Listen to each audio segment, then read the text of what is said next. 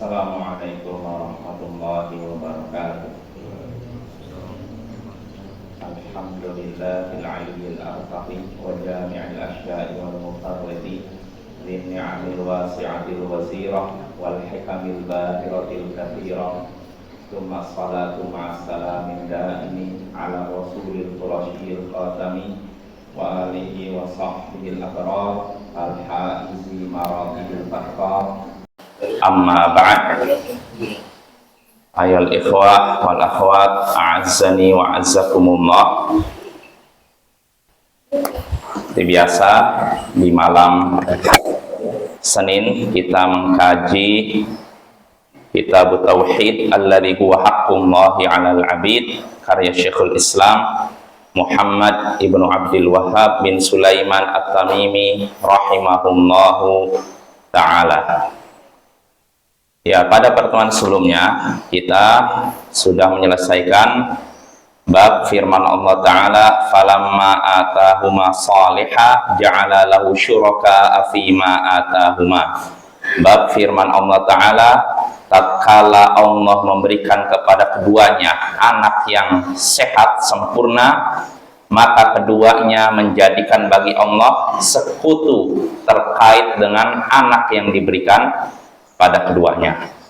Ya, kita sudah membahas tentang itu, berarti kita masuk bab baru, babu qaulillahi ta'ala walillahil asmaul husna fad'uuhu biha wa dharul ladzina yulhiduna fi asma'i. Bab firman Allah Ta'ala, milik Allah lah asmaul husna, al asmaul husna, maka panggillah ia, berdoalah kepadanya dengan menyebut nama-nama itu, dan tinggalkanlah orang-orang yang melakukan penyelewengan dalam hal nama-namanya. Nah, ini judul babnya menggunakan ayat Al-Quran, ya Bapak ya. Judul babnya menggunakan ayat Al-Quran, dan ini kebiasaan Syekh melakukan ini meniru para ulama terdahulu, seperti contohnya Imam Al-Bukhari. Beliau dalam kitab Sahih Bukhari kadang menyebutkan judul babnya menggunakan ayat Al-Quran, baru di situ disebutkan di bawah babnya hadis, baru hadis atau perkataan dari para sahabat, tabi'in dan semacamnya. Nah, ini perkataan judul bab yang disebutkan oleh Syekh. Judul babnya sekali lagi, bab firman Allah Ta'ala walillahil asmaul husna, milik Allah lah al asmaul husna fad'uuhu biha, maka berdoalah kepadanya dengan menyebut al asmaul husna tersebut. Wa dharul ladzina yulhiduna fi asma'i, dan tinggalkanlah orang-orang yang melakukan penyelewengan dalam hal nama-namanya. Nah, ini judul babnya. Nah, sekarang coba kita bahas, kita kaji judul bab ini Bapak ya. Di sini bab firman Allah Ta'ala walillahil asmaul husna, milik Allah lah al asmaul husna. Apa al asmaul husna? Nama-nama yang baik. Kalau secara bahasa, al-asma bentuk jamak dari ismun, yang artinya nama. Al-husna artinya baik atau indah. Ini secara bahasa. Apapun nama yang baik dinamakan asmaul husna. Ya, misalkan nama manusia, anggap misalkan ya Joko. Nah, Joko kalau misalnya namanya baik, berarti itu asmaul husna. Yaitu kalau misalkan itu nama baik, dinamakan asmaul husna, tapi dari sisi bahasa ya. Atau nama apapun, misalkan dalam bahasa Arab, misalkan apa Sa'id. Ini Sa'id kalau orang Arab bagus, karena Sa'id artinya orang yang bahagia. Bagus tidak? Bagus. Bagus ya. Berarti itu asmaul husna, tapi secara bahasa. Adapun secara istilah, asmaul husna adalah nama-nama paling baik yang Allah miliki. Nama-nama paling baik, paling indah yang Allah miliki. Artinya hanya milik Allah asmaul husna. Jadi apapun nama-nama Allah yang disebutkan dalam Al-Quran dan Hadis itu disebut Al-Asmaul Husna. Berarti nama selain Allah sebaik apapun tidak masuk Al-Asmaul Husna. Milik Allah lah Al-Asmaul Husna, nama-nama yang paling baik. Artinya tidak ada orang yang memiliki nama sebaik nama Allah. Tidak ada satupun makhluk yang memiliki nama seindah nama Allah, ya. Milik Allah lah Al-Asmaul Husna, fad'uuhu biha, maka berdoalah kepadanya dengan menyebut Al-Asmaul Husna tersebut. Artinya di sini Allah memerintahkan kita untuk berdoa kepada Allah sambil menyebut Asmaul Husna, nama-nama yang indah. Misalkan, ya Rahman unsurni, wahai yang maha pengasih, tolonglah saya. Atau ya Rahman irhamni, wahai yang maha pengasih, kasihilah aku. Ya Aziz a'izzani, wahai yang maha perkasa, berilah aku keperkasaan, berilah aku kemuliaan. Ya Karim akrimni, wahai yang maha mulia, muliakanlah aku. Nah, ini kita diperintahkan oleh Allah untuk berdoa kepada Allah dengan menyebut Asmaul Husna. Ya, ini dianjurkan seperti itu. Dan itu termasuk sebab dikabulkannya doa kita. Jadi kita meminta kepada Allah sambil menyebut Asmaul Husna yang sesuai dengan permintaan kita.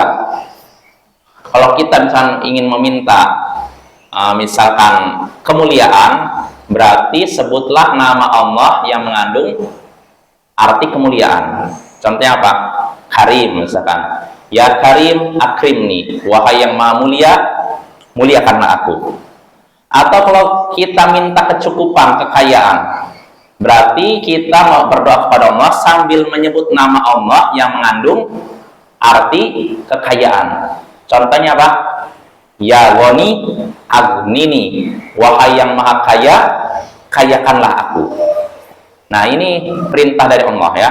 Berdoalah, milik Allah lah Al-Asmaul Husna, maka berdoalah kepada Allah dengan menyebut Asmaul Husna tersebut.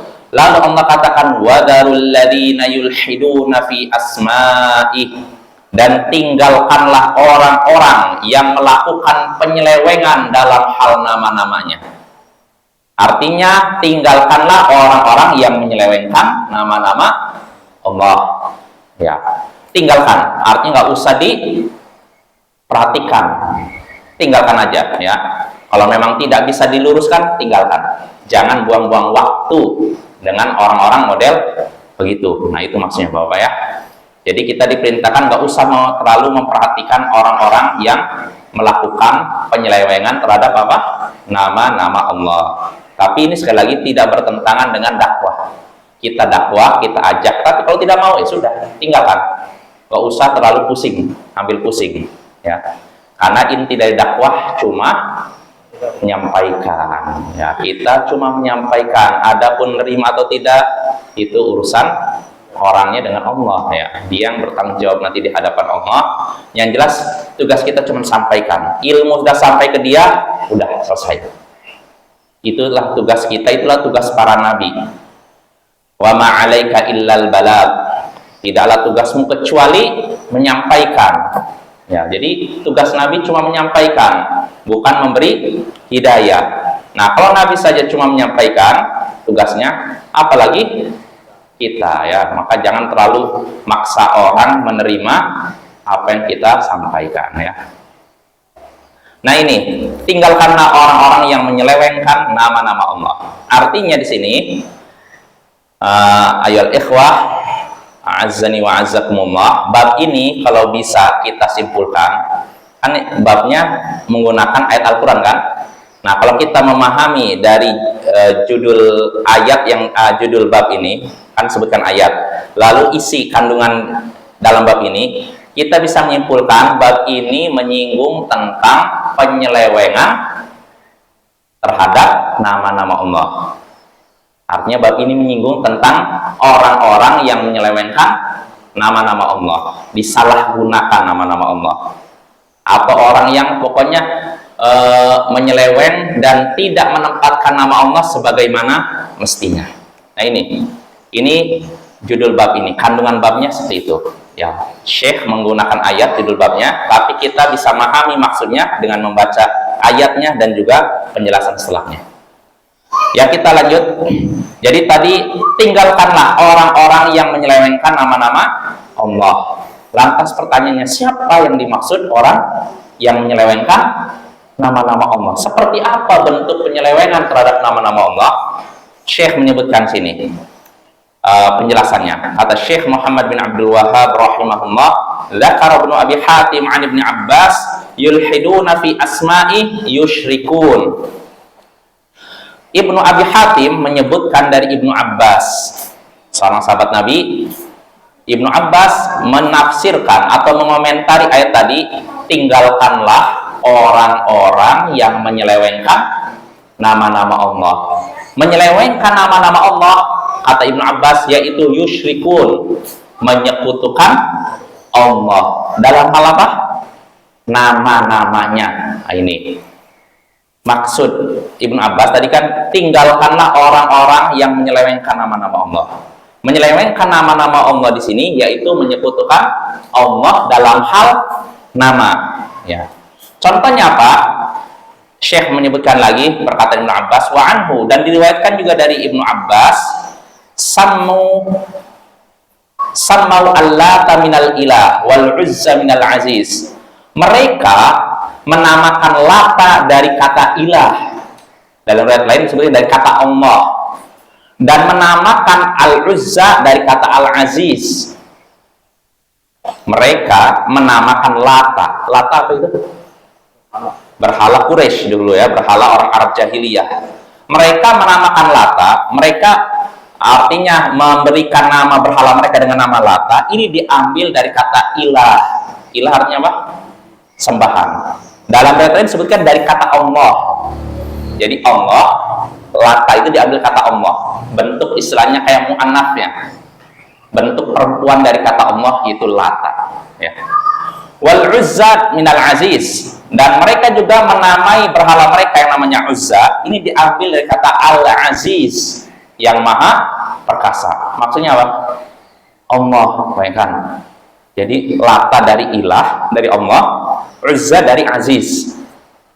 Berarti mereka sudah menyekutukan Allah dalam hal nama. Bayangkan, berhala mereka Lata diambil kata Allah, Uzza dari kata Aziz. Bayangkan, Lata ini dari kata itu ya, Allah. Dan ada juga versi lain disebutkan oleh Ibnu Abbas juga, bahwasanya Lata itu adalah bukan dari Allah, tapi berasal dari kata Latta yalutu, menumbuk gandum. Karena dulu ada orang soleh di zaman sebelum Nabi diutus. Orang ini suka membagi makanan kepada jamaah haji.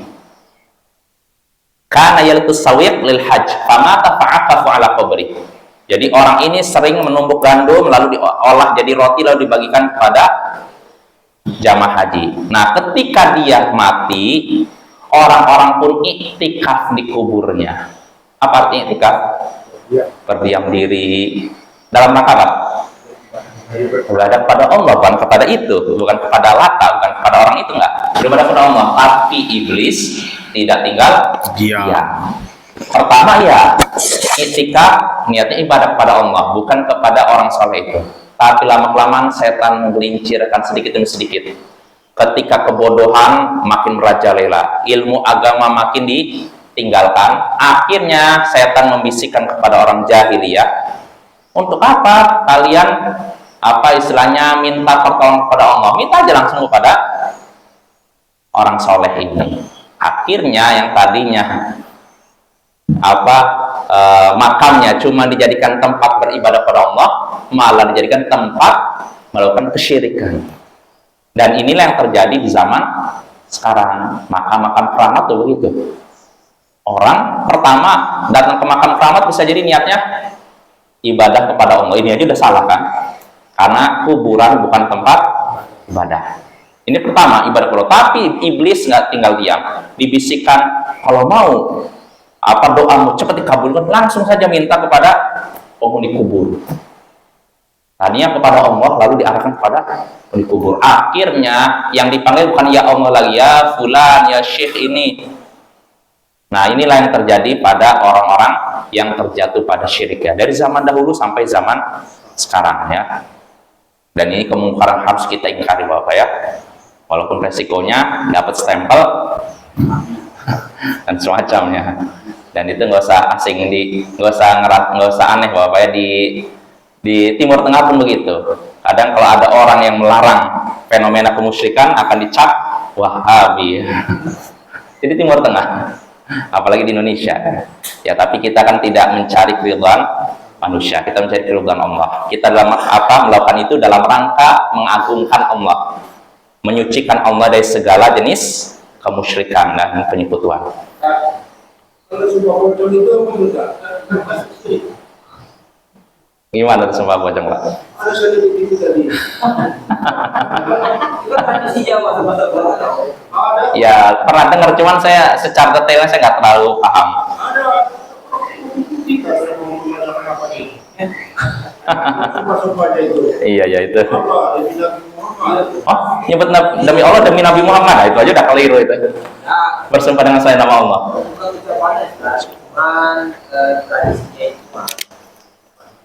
Kalau siapa itu lah? Iya, saya pernah dengar memang, cuman saya nggak gimana ya, nggak tahu seperti apa istilahnya ritualnya secara detail, saya nggak tahu. Cuman saya bisa pastikan nggak ada di zaman Nabi gitu. Cuma apakah itu syirik atau enggak saya nggak tahu Pak, karena saya belum tahu seperti apa rangkaian acaranya seperti apa.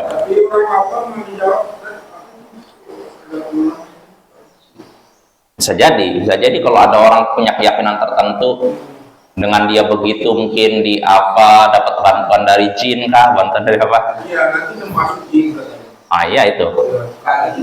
Ah, gimana?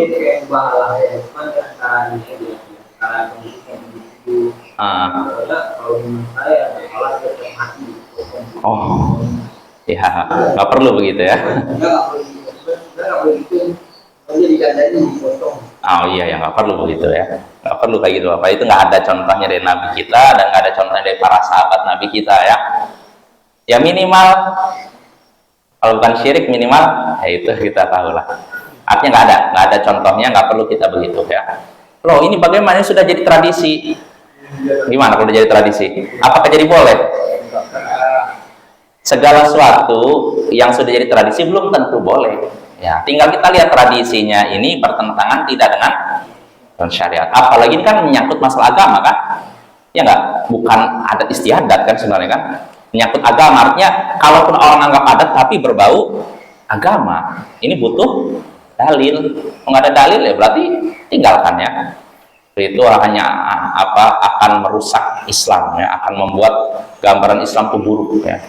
Apapun perkara baru dalam Islam Bapak-bapak itu hanya akan memburukkan wajah Islam ya, makanya kita jauhi yang seperti itu dan kita ingatkan masyarakat kita untuk tidak melakukan seperti itu. Tapi di sini nggak ada Pak ya? Alhamdulillah. Yang penting di sini nggak ada lah. Iya. Kita lanjut Pak ya. Jadi itu kita kembali lagi. Jadi orang-orang ini, orang-orang jahiliyah kan ada berhala mereka namanya Lata. Jadi di sini ada dua versi. Lata tuh katanya orang soleh yang suka membagikan makanan kepada jamaah haji. Ketika dia meninggal, orang-orang Quraisy, orang-orang musyrik Arab jahiliyah sering mendatangi kuburnya. Lalu mereka iktikaf di situ, beribadah kepada Allah di dekat kuburnya. Nah, tapi akhirnya setan menggelincirkan mereka terus-menerus hingga akhirnya ibadahnya bukan lagi kepada Allah, tapi kepada orang itu. Nah, kenapa disebut Lata? Dari kata Lata yalutu, menumbuk gandum. Jadi dia menumbuk gandum, diolah jadi apa? Kayak roti lalu dibagikan. Nah, jadi dia asalnya orang soleh, lalu dituhankan, ibaratnya disembah selain Allah. Ini versi pertama yang pernah kita bahas. Lalu ada juga yang menyatakan Lata itu mereka ambil dari kata ilah, Allah. Allah bentuk ilmu anaknya Lata. Sebagaimana Uzza ini dari kata Aziz. Aziz itu untuk laki-laki, tapi kalau untuk perempuannya Uzza. Bayangkan. Jadi mereka menggunakan nama Allah untuk berhala-berhala mereka. Ini namanya apa?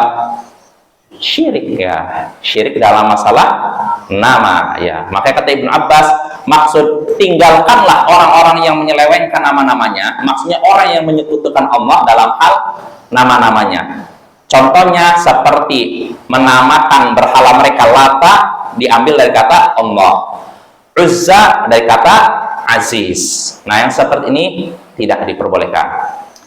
Nah, itu Bapak ya, itu termasuk bentuk penyelewengan terhadap nama-nama Allah. Lalu berikutnya Syekh menyebutkan sini wa anil A'mash, dan diriwayatkan dari Al-A'mash, seorang ulama tabi'in ya, Sulaiman bin Mihran Al-A'mash, seorang yang matanya rabun senja ya, tapi dia seorang yang fiqh, penghafal hadis, penghafal Quran. Jadi A'mash ini selain ahli qiraat, dia juga ahli hadis ya. Diriwayatkan dari A'mash, yudkhiluna fiha ma laysa minha. Mereka memasukkan ke dalam nama-nama Allah apa yang bukan termasuk nama Allah.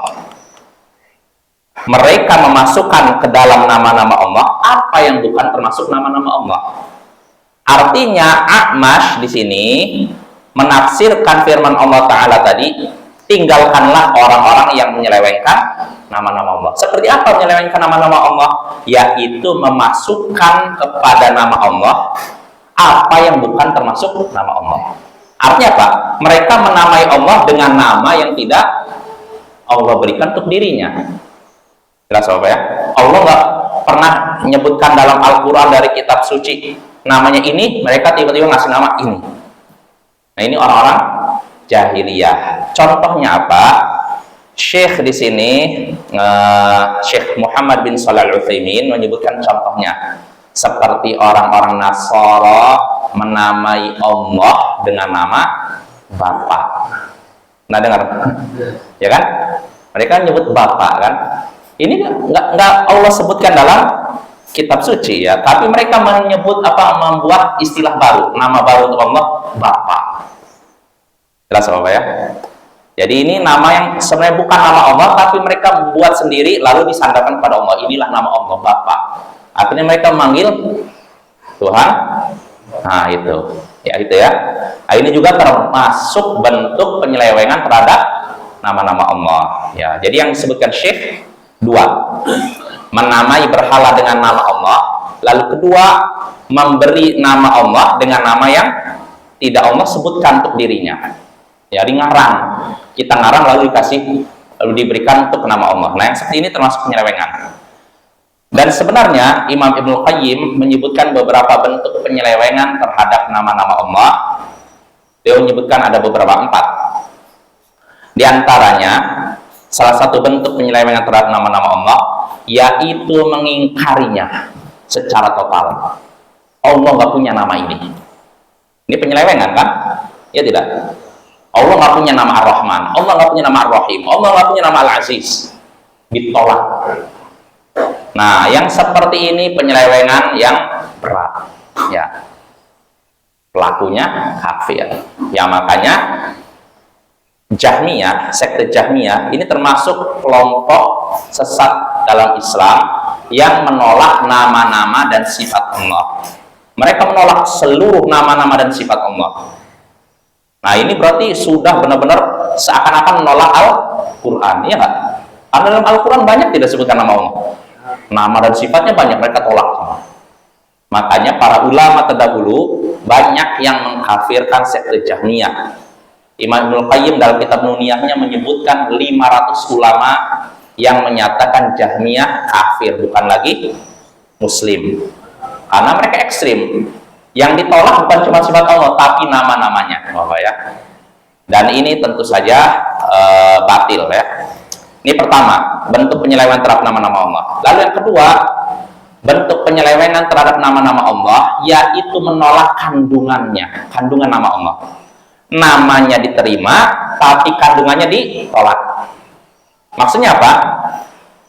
Kita misalkan Bapak-bapak menyebutkan salah satu nama Allah Ar-Rahman, yang maha pengasih kan? Berarti kandungan dari nama ini apa? Sifat kasih. Allah punya sifat kasih, ya kan? Nah ini. Tapi ini sifat kasih. Artinya Allah punya nama Ar-Rahman yang Maha Pengasih, dan Allah punya sifat kasih.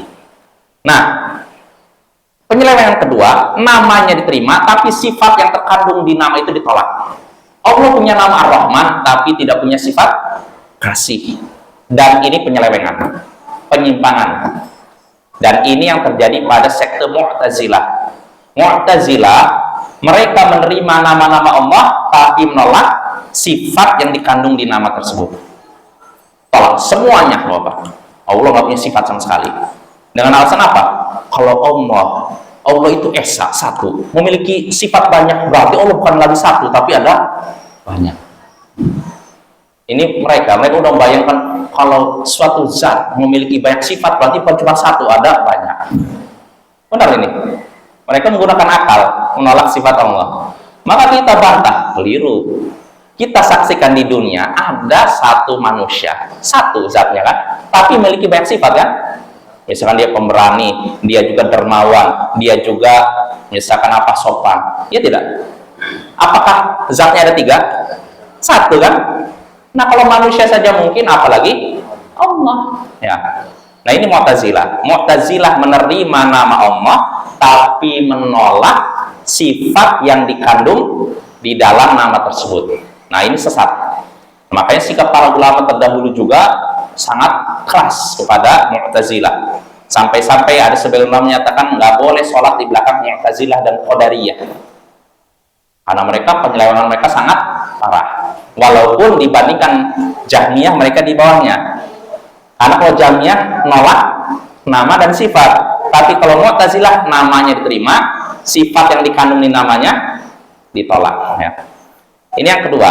Lalu ketiga, bentuk penyelewengan terkait dengan nama-nama Allah, yaitu menyelewengkan kandungan namanya.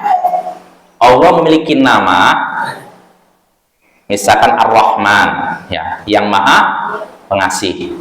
Berarti Allah punya sifat kasih kan? Tapi mereka belokkan maknanya. Atau mereka, Allah punya nama Ar-Rahman dan ada maknanya, tapi maknanya bukan Allah artinya memiliki sifat kasih, tapi maksudnya Allah hendak membalas kebaikan. Jadi Allah tidak punya sifat kasih. Maksud Ar-Rahman yang Maha Pengasih, maksudnya Allah zat yang hendak membalas kebaikan. Pertanyaannya, kenapa mereka menolak sifat kasih bagi Allah? Kenapa kira-kira? Kenapa Ihsan? Ada orang yang nolak seperti itu. Kenapa soal? Ada, Allah memiliki sifat kasih tidak? Ya. Kenapa ada orang yang nolak sifat kasih? Apa kira-kira? Ya karena bagi orang ini, kelompok ini, katanya kalau Allah memiliki sifat kasih ini sifat kecenderungan kepada orang yang dikasih, ada semacam ketundukan, kelemahan. Dan ini tidak mungkin terjadi pada Allah. Ini hanya terjadi pada makhluk. Ya. Maka kita bantah. Kasih Allah beda dengan kasih manusia. Sifat kasih Allah beda dengan sifat kasih manusia. Kalau manusia iya, saya mengasihi ini, saya menyayangi ini, menyayangi anak saya. Ada mungkin semacam kelemahan di hadapan anak saya, ada rasa, itu manusia. Tapi kalau Allah tidak. Ya, jangan samakan Allah dengan manusia ya. Ya, ini kelompok tiga. Mereka menerima nama Allah tapi membelokkan maknanya. Bukan menolak maknanya. Maknanya mereka terima tapi maknanya bukan seperti itu, bukan seperti lahirnya, tapi maknanya dibelokkan. Dan inilah yang terjadi pada kelompok Asy'ariyah dan Maturidiyah. Ya, Asy'ariyah, Maturidiyah, mereka menolak sebagian sifat Allah, menerima sebagian sifat Allah, menolak sebagian sifat Allah. Ada yang diterima, ada yang ditolak. Kenapa bisa dibedakan? Karena menurut akal kami, ini sifat ini layak bagi Allah, ini tidak layak bagi Allah. Jadi standarnya akal ya. Nah, beda dengan Ahlus Sunnah wal Jamaah, menerima semua nama dan sifat Allah sebagaimana Allah sebutkan dalam Al-Quran Sunnah, sesuai dengan keagungan dan kemuliaan Allah ya. Kita tidak menyamakannya dengan sifat makhluk. Nah, ini yang ketiga.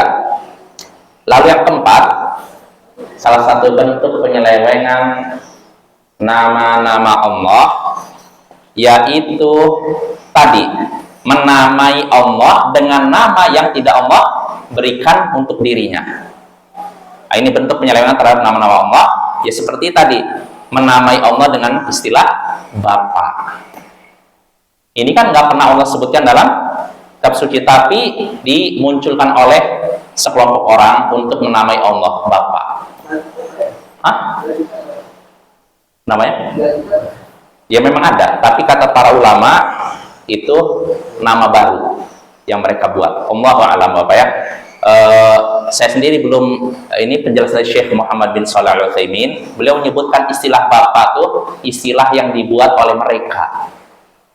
Ini katanya baru. Tapi Bapak, perlu kita ketahui ada juga ulama yang menyatakan itu ungkapan umat terdahulu.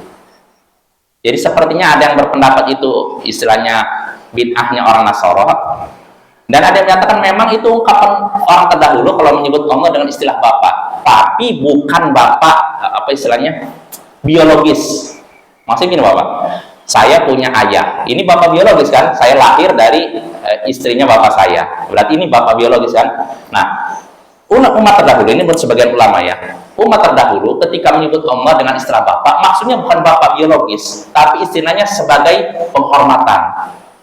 Jadi seakan-akan ketika manggil Allah Bapak, maksudnya kasih sayang Allah itu seperti Bapak kita kepada kita, artinya begitu sayang, begitu perhatian, seolah-olah seperti Bapak kita, padahal bukan Bapak biologis. Nah, Bapak ya. Jadi ada ungkapan seperti itu. Wallahu a'lam. Apakah istilah Bapak itu baru dimunculkan oleh orang-orang Nasara, atau memang itu ungkapan umat terdahulu? Kalaupun itu ungkapan umat terdahulu, kata para ulama, termasuk Imam Ibnu Qutaibah dalam Ta'wil Mushkil Quran, kalaupun itu istilahnya ungkapan dari umat terdahulu, itu maksudnya bukan Bapak biologis. Jelas Bapak biologis, artinya panggilan seperti hormat. Seperti ini Bapak, nah ini. Orang-orang Yahudi dan Nasara disebutkan dalam Al-Quran berkata, nahnu abna'ullahi wa ahibba'u, kami adalah anak-anak Allah. Pernah dengar kan? Ayatnya ada itu. Mereka berkata, kami ini anak-anak Allah. Apakah maksudnya mereka itu maksudnya kami ini lahir dari istrinya Allah? Apakah gitu maksudnya? Tidak. Kami ini orang yang dikasihi Allah seperti anak gitu loh. Jelas Bapak. Nah, ini istilah anak, begitu juga Bapak. Kalau kata Imam Ibnu Qutaibah, maksudnya apa?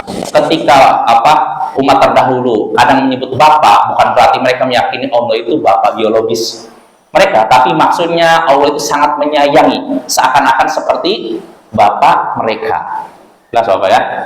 Ya, jadi apakah itu memang benar istilah umat terdahulu atau dimunculkan baru-baru oleh orang Nasara, wallahu a'lam. Tapi kalau Syekh Muhammad bin Shalih Al-Utsaimin menyebutkan itu istilah baru ya. Ya, kalaupun benar ada dalam Alkitab bukan istilah baru, tapi maknanya bukan itu Bapak, bukan dalam artian istilahnya Allah punya istri lalu melahirkan anak, nah seperti itu ya. Jelas Bapak ya? Mudah-mudahan nggak bingung nih. Jadi ada dua penafsiran seperti itu. Lalu kita lanjut, itu 4. Lalu yang satu lagi penyelewengan terhadap nama-nama Allah, yaitu tadi yang 4 ini menamai Allah dengan nama yang tidak Allah sebutkan untuk dirinya. Ya seperti tadi sebagian memberikan contoh Bapak, atau seperti yang terjadi pada sebagian kaum sufi. Mereka menamai Allah dengan disebutkan salah satu perkataan mereka, Allah itu diberi nama dengan segala nama baik dan nama buruk. Perhatikan Bapak, Allah katanya diberi nama dengan segala nama baik dan buruk. Ini keyakinan Sufi Ittihadiyah atau Wahdatul Wujud. Artinya apa? Allah itu bisa menyatu dengan hamba. Atau Wahdatul Wujud. Wahdatul Wujud artinya apa? Tidak ada perbedaan antara Allah dengan makhluk, semuanya sama.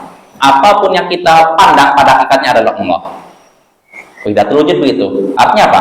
Misalkan kita menyaksikan contohnya pohon, itu pohon dan itu adalah Allah. Kita menyaksikan, naudzubillah min dzalik, sapi, itu sapi dan itu adalah Allah. Ini keyakinan wahidatul wujud, gitu. Maka kalau keyakinan mereka seperti itu, tidak usah heran kalau muncul ungkapan tadi. Allah itu diberi nama dengan segala nama baik dan buruk. Naudzubillah min dzalik. Bahwa makanya mempelajari tasawuf ini banyak mudorotnya, ya. Tasawuf, ilmu kalam, filsafat ini banyak buruknya. Terjadinya penyimpangan di tengah-tengah umat gara-gara ini, ilmu-ilmu ini, tasawuf sama ilmu kalam, filsafat. Dulu sebelum muncul ini umat satu, setelah muncul ilmu kalam, filsafat, tasawuf pecah. Makanya Imam Syafi'i ketika meninggalkan Baghdad sampai menyatakan, aku meninggalkan Baghdad dalam keadaan orang-orang apa itu? Orang-orang bodoh melakukan apa yang dinamakan as-sama'. Jadi Imam Syafi'i menyebut, aku meninggalkan Baghdad dalam keadaan orang-orang bodoh melakukan yang namanya as-sama'. As-sama' di sini ibadah sambil nyanyi. Maksudnya siapa itu? Orang-orang sufi. Orang-orang sufi, mereka nyanyi niatnya ibadah. Dan Imam Syafi'i menyatakan mereka orang-orang bodoh. Nah ini karena apa? Dulunya nggak ada, tapi setelah ada timbullah berbagai kerusakan. Karena repotnya mereka niatnya ibadah. Seandainya seorang nyanyi nggak ada niat ibadah, ini nggak ada masalah. Selama yang dinyanyikan baik. Ya Bapak-Bapak, jadi perlu kita ketahui, nyanyi nggak diharamkan mutlak, nggak. Beda dengan alatnya. Tapi kalau nyanyinya enggak, tergantung apa yang dinyanyikan. Kalau nyanyinya misalkan isinya tentang ngajak pada percintaan, hukumnya apa? Haram. Tapi kalau nyanyinya untuk memberikan semangat dalam jihad, semangat dalam bekerja, nggak masalah. Karena di zaman Nabi juga ada.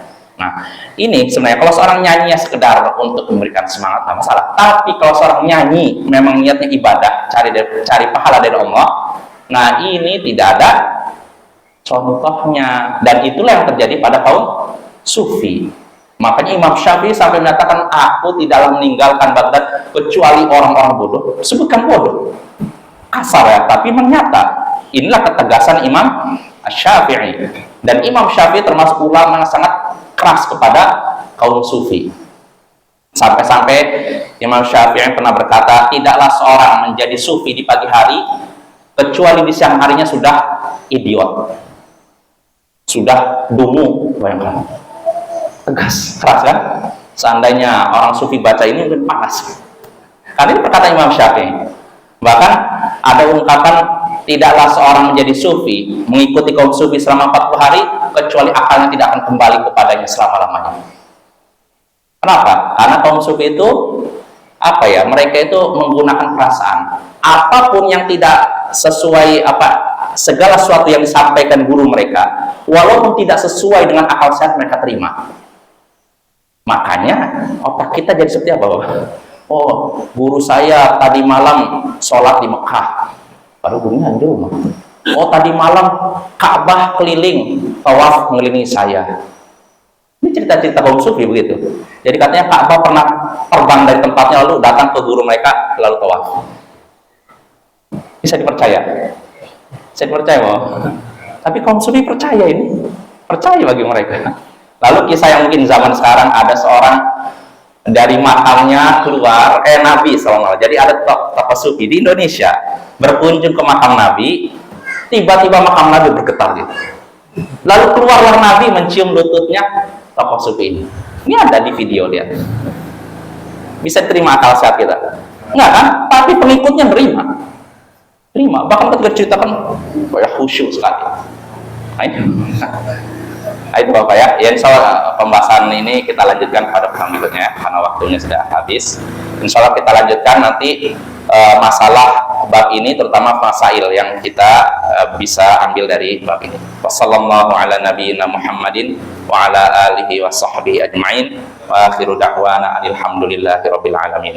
Assalamualaikum warahmatullahi wabarakatuh.